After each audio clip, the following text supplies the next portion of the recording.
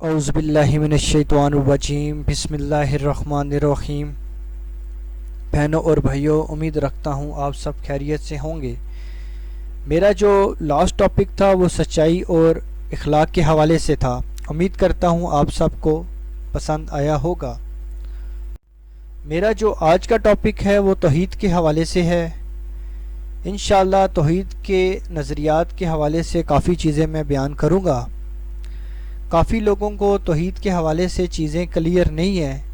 انشاءاللہ اس ٹاپک سے سب کو کافی چیزیں کلیئر ہو جائیں گی۔ صوفی کے درمیان وجود باری تعالیٰ کے بارے میں دو نظریات وحدت الوجود اور وحدت الشہود مشہور ہیں۔ وحدت الوجود کا مطلب یہ ہے کہ دنیا میں ہر چیز میں اللہ ہی موجود ہے، جبکہ وحدت الشہود کے مطابق دنیا میں جو کچھ ہے وہ اللہ کی طرف سے ہے۔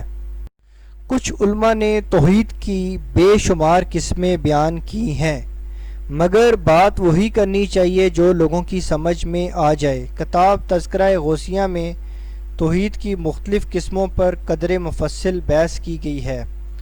وحدت الوجود کے ماننے والے بڑے ناموں میں حضرت محی الدین ابن عربی کا نام قابل ذکر ہے۔ اکثر صوفی اس کے قائل ہیں، جن میں مولانا روم کے مرید صدر الدین کنومی، فخر الدین عراقی، حافظ شیرازی اور یحییٰ منیری جیسے جلیل القدر ہستیاں شامل ہیں۔ ایک تیسرا نظریہ حلول بھی ہے، جس میں بڑا نام حسین بن منصور حلاج کا ہے۔ حلول کا مطلب یہ عقیدہ ہوتا ہے کہ اللہ انسان میں اتر آتا ہے۔ حلول میں قدیم عقیدہ ہندوؤں کا ہے، جن کے کہنے کے مطابق پرانے زمانے میں اللہ اتار کی صورت میں زمین پر آیا تھا۔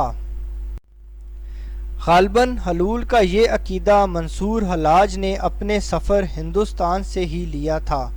بہرحال یہ سب باتیں ہیں، کیونکہ جس نے اللہ کو دیکھا اس نے خود کو اس وقت نہ دیکھا۔ یہ ایسا ہی ہوتا ہے جیسے انسان خواب دیکھ رہا ہو۔ کئی لوگ اس کیفیت تک پہنچیں گے، لیکن ان کو کیا ملا؟ ان میں سے ہر کوئی منصور کی طرح صاحب کرامت بھی نہ بن سکا۔ ویسے بھی کرامت اور چیز ہے، اس کا اللہ کو ملنے یا دیکھنے سے کوئی لازمی تعلق نہیں ہے۔ گویا اللہ کو دیکھنا علیحدہ بات ہے، مگر اللہ کے ساتھ مل جانا یہ بات موت کے بعد ہی ممکن ہے۔ ہمارے لیے رسول پاک صلی اللہ علیہ وآلہ وسلم کا واقعہ معراج مثال ہے۔ قرآن میں لکھا ہے کہ آپ صلی اللہ علیہ وآلہ وسلم سے بھی دو کمان کا فاصلہ رہا۔ کیسا حلول اور اللہ کے ساتھ ایک ہو جانا کیسا؟ حلول کا میں مطلب یہاں پہ آپ کو بتاتا چلوں۔ حلول کا مطلب ہے اترنا، وہ جو اتریں اور ٹھہریں۔ حال کی جمع ایک چیز کا دوسری میں اس طرح گھس جانا کہ دونوں میں تمیز نہ ہو سکے۔ فرعون بھی خدا بن بیٹھا تھا، اور اس میں اتنی طاقت بھی تھی کہ اپنے حکم سے دریا نیل کو روک اور چلا لیتا تھا۔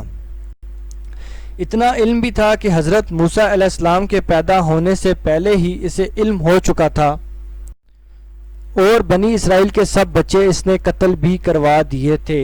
اس نے اسباب کی انتہا کر دکھائی تھی۔ موسیٰ علیہ السلام اللہ نہیں کہلاتے تھے، اللہ تعالیٰ کے پیغمبر تھے، اللہ کے ساتھ تھے۔ پھر اللہ بننے والا ہار گیا، اللہ کے ساتھ رہنے والا جیت گیا۔ اللہ کے ساتھ ہی رہو، اللہ کے ساتھ ایک ہونے کا نہ سوچو۔ موت کے بعد وقت آنے پر خود ہی اس کے ساتھ ہو جاؤ گے۔ روحانیت کا اصل کام اپنی روح کی صلاحیتوں کو کام میں لانے کا ہے، جو اللہ کو ملے بغیر بھی ہو جاتا ہے۔ کشف و کرامت بھی ویسے ہی مل جاتی ہے۔ اسلامی روحانیت میں اس کے دو آسان اور جلدی کام کرنے والے طریقے موجود ہیں۔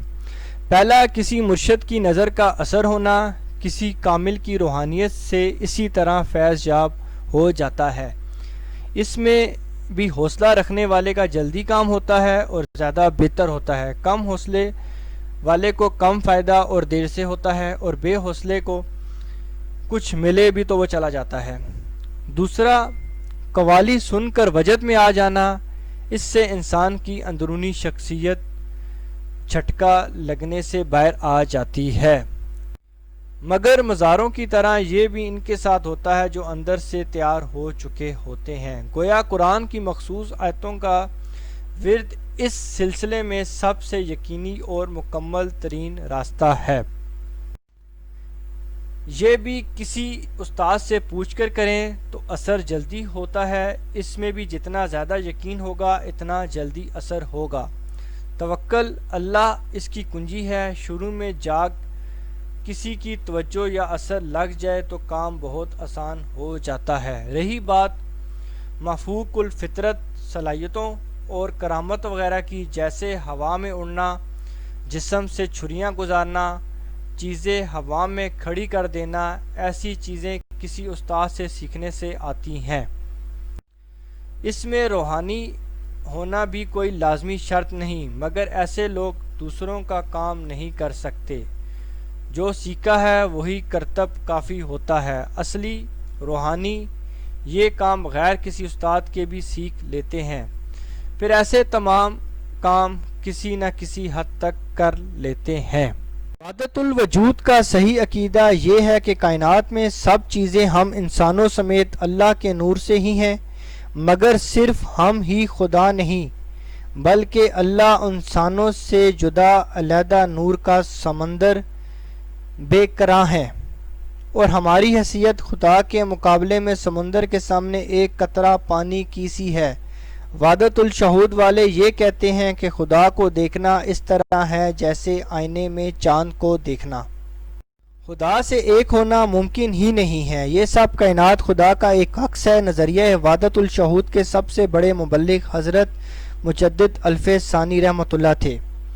امید کرتا ہوں آپ سب کو توحید کے نظریات کے حوالے سے چیزیں پسند آئیں گی۔